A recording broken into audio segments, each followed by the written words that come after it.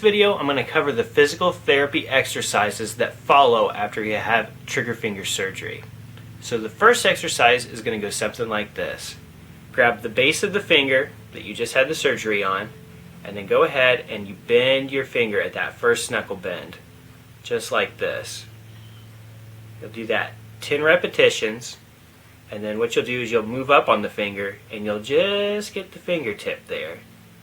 And you'll do that again 10 repetitions. Do this 3 times a day. The next exercise you want to do is probably lay your hand on a flat surface, and then you're going to grab the tip of the finger and you're going to stretch it, and you should feel that tendon stretching right where you had your surgery incision at. So you just stretch that out and hold it for about 10 to 15 seconds, then let it rest for a little bit and then do it again. Do that about 5 times, and you'll do that 3 times a day. The next exercise you're going to want to do is you'll start out with your hand straight open. You'll bend at that first knuckle, kind of like you're hanging on to something by your fingertips, and then you'll close it into a fist. Then you're going to open it again, kind of like you're hanging on by your fingertips, and then straight. And you'll just keep doing this.